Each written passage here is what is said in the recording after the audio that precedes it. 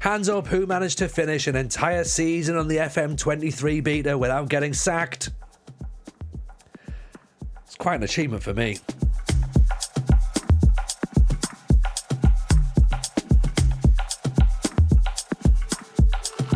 Hello everyone, welcome along to the end of Season 1 roundup. It's Sunderland Till I Cry, our FM23 Beta save, which we have been streaming over on Twitch. If this is the sort of content that you enjoy, please can I ask a favour, consider subscribing to the channel, drop a like on the video and leave a comment below. It does of course help us out enormously in the YouTube algorithm. Or if you'd rather watch me play Football Manager live, have a bit of interaction, I chat, as we say, we do stream over on Twitch 3 nights a week. The link is in the description below. Now, as you remember, episode 1 finished with us on the receiving end of a 3-0 defeat against Coventry City. We went down to 10 men after Jay Matete had been sent off, and to be honest, it was a really harsh lesson into how life in the Championship was probably going to be. Giving the ball away. Told you, didn't I say it? I said we need to change it, but it's going to end up leading to a goal. What on earth is Diallo doing? Yeah, Embleton's going to have to play as a defensive mid. Oh, it's pretty poor for opening day fixture. And at that point, I'll be honest, I wasn't massively concerned. I thought, right, that's fine. That's match day 1. There's 45 more matches to go. Things can surely get better from this point, right? Well, not quite. Having picked up our first league win of the season against Bristol City and a win in the Carabao Cup first round against Shrewsbury, we wouldn't win again for another 2 months. Seriously, 10 games without a win, including 4 back-to-back defeats. Thing is, we weren't actually playing that badly. Obviously, we'll ignore the fact that we got beat 4-2 by Bradford in the Carabao Cup second round.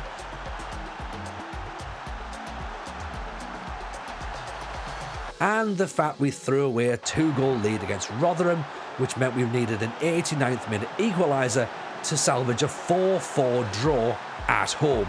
Shout out, by the way, to Connor Washington, who bagged himself 2 goals in that match, having been interviewed for the Football Manager show 2 days previously. Link to that, of course, is also in the description below.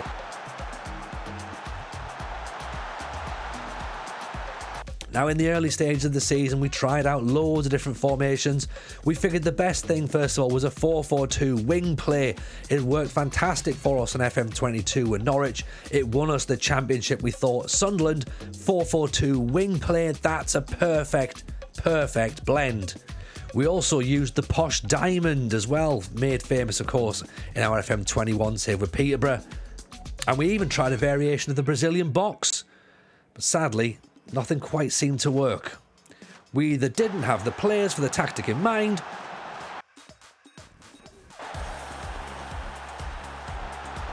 or I'm just not good enough at the game.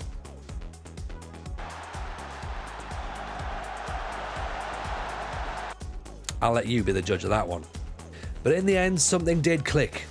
And rather unsurprisingly, it was what was actually being used currently by Sunderland in real life, a 4-2-3-1.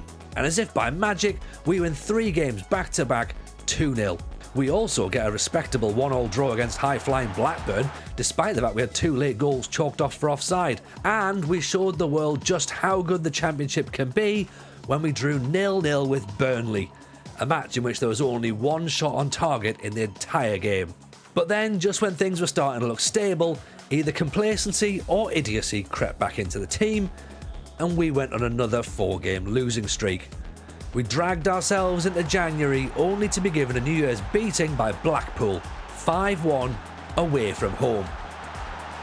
What a way to see in the new year.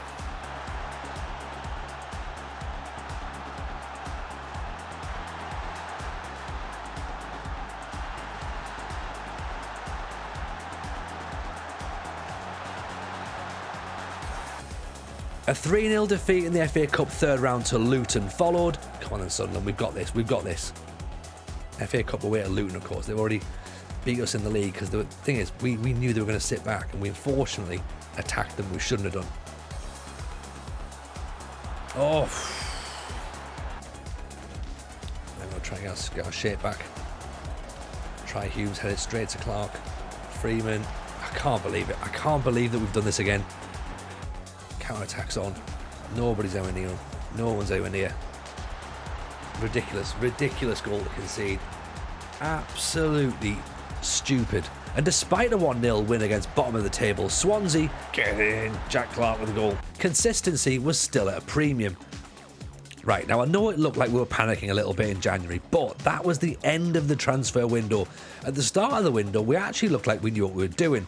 We brought in Charlie McCann from Rangers, brought him in on loan, played him mainly as a DLP, but also as a central midfielder on attack as well. Fairly creative, sort of did what we needed him to do, to be honest. 1 goal in 16, which is reasonable given the fact we were in a relegation battle. We also brought this guy in, Daniel Jebinson, Sheffield United, 19-year-old English striker, advanced forward, 6'3". Look at this, 8 goals in 14 games. We needed goals. We had to bring a goal scorer in, and to be fair, he is a goal scorer. He's going to be a great player. Again, love to have him next year, but I can't see Sheffield United letting us have him back. And here's one for the memory banks, Matthew Blake, Blakey. The man who is synonymous with anyone who's played in lower league management over the last couple of years. Had him at Wrexham last year. Assist machine. Incredible on the game. Look at that. Dribbling in corners and crossing 13s and 11s. This is a guy who was a free transfer. It says he's 1.5 star. He's better than that. He looks fantastic. May have forgot to register him. That's fine. That means he's fresh for season 2. Can't believe I forgot to register him. And sadly, the Ricardo Quaresma experiment failed. Failed's probably the fairest way of looking at it, to be honest. We had him in on a free. He played 12 games. He got an average of 6.61. Didn't really do a great deal for us. And Academia offered us £6,000 in January. Unfortunately, we had to let him go. But still, we signed Ricardo Quaresma. Oh yeah, and once again, we threw away another 2-goal lead against Rotherham. This time the match finished 3-3.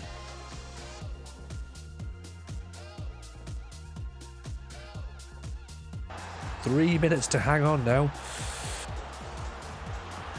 You've got to be kidding me. Loan signing Daniel Jefferson was getting in amongst the goals, scoring both in a huge 2-0 win over Millwall. Huggins goes for it. Plays down McCann. Pulls it back. Get in. We might get a point. We might get a point now. But then we went on another run of 5 defeats in 6. We figured we'd been a little bit too passive in certain matches and we needed to try and force the issue a little bit more. So we tried to go a bit more attacking, changed ourselves up and ended up on this 4-2-4. Basically involving a lot more attacking roles. Kirkin, for example, pushing up from that fullback, turning him into an attacking fullback. Roberts cuts inside as an inside forward. Diallo, of course, also on a winger and attack. And Jebison leading the line as an advanced forward. Occasionally could switch to a pressing forward if needs be. And McCann doing all that running in midfield as well. So again, another central midfielder on attack with a box-to-box on support. Our best performance of the season came in front of our own fans as we beat Sheffield United 4-2. Ahmed Diallo showing his ability with a wonderful hat-trick, and Ellis Sims bagging the 4th.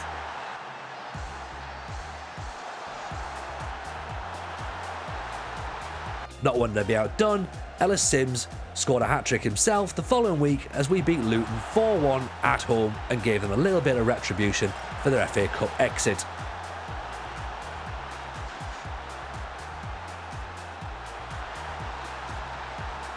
Surely that sort of result would give us the kick up the backside we needed to not slip into the relegation zones? Yes and no. So one thing we were happy with this year was our youth intake. Look at this guy, Benjamin Cisse, centre-half or left-back. German, comes in, heading of 12, jump in reach of 12, balance of 14, 6'2" with a work rate of 15. Not just him, we also got Ismaili Kabi, Scottish midfielder, ball-winning midfielder in fact, 18 for bravery, 12 for balance, 12 for stamina, 14 for tackling, 12 for work rate. He can take a free kick as well, 11 for that. Shoots from distance here, dictates the tempo, moves the ball to his right foot before attempting a dribble. I mean, have we got a decent Scottish midfielder coming through the ranks? It certainly looks like it, doesn't it? Boyd Grounds, another one of the youth intake this year. 16 years old. He's a winger. He can play up front. He's got first touch of 11. He's quick. Look at that acceleration. 14. Granted, he'll fall over because he's got strength of 5 if there's a bit of a breeze. But leadership of 12. He's 16 years old and he's a leader of men.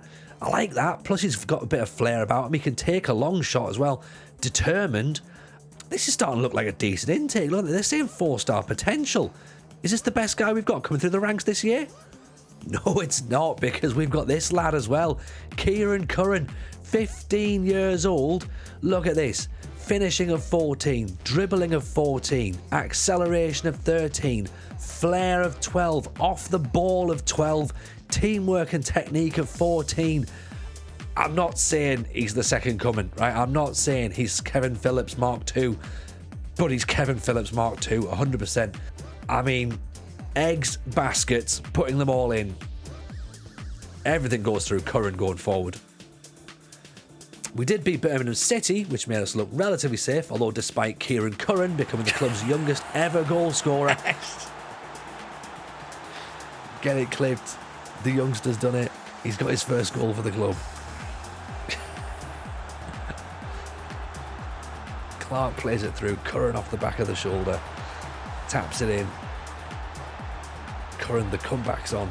The comeback's on. A 3-2 defeat to Huddersfield meant that it was going to take something really special for Preston to overtake us. We're not mathematically safe. There is 6 points to play for. And we play Preston on the last day of the season. Oh dear. We drew with West Brom before capitulating to the champions Watford 4-1 at home. As things stand, I mean, Wigan might be dropping in the relegation zone. They're 2-0 down against Reading. Huddersfield look like they've scored now. Huddersfield are 2-0 down. So that's good for us. Preston are still 1-0 up. Yeah, we might be alright. There's going to be results elsewhere that's going to keep us up. A point against Preston would definitely be enough. Oof. I mean, we're saying that. That's a great strike, isn't it? Obviously, we didn't get that point. We got beat by Preston, who ensured their survival. Disappointing way. I've got a feel for Wigan, to be honest. They're 3-1 up now against Rotherham. It means that we've basically stayed up by a point at this point. I thought it was a penalty. There you go. We stay up by 1 point, despite the fact that we've capitulated in the final 2 games of the season. Look, Preston have stayed up. It's fine. We had to stay up, we've stayed up. In a sense, mission accomplished, but it couldn't have been more Sunderland if we'd have tried. The board and the fans seem happy enough that we secured our status as a championship club. We've got a lot of work to do in pre-season, but given that we've managed to bring in a bunch of very, very talented youngsters, we might just have a chance. So there we have it, everyone. Season 1 is over. We have survived by the skin of our teeth. We go again in the championship in Season 2. If you've enjoyed this video, we will, of course, be keeping this going. We're going to do it offline, so we'll do a little sort of introduction to Season 2, then we'll do a Season 2 roundup. So if that's the sort of content you want to keep your eyes out for, please do subscribe to the channel. Leave a thumbs up, of course, and comment below. Let me know what you think about Curran. Is he going to become the new Super Kevin Phillips? Who knows? Fingers crossed. He might just be a diamond in the rough. That's all for today. Hope you've enjoyed it. As I say, stay safe, take care, and we'll be back soon with Season 2 of Sunderland Till I Cry.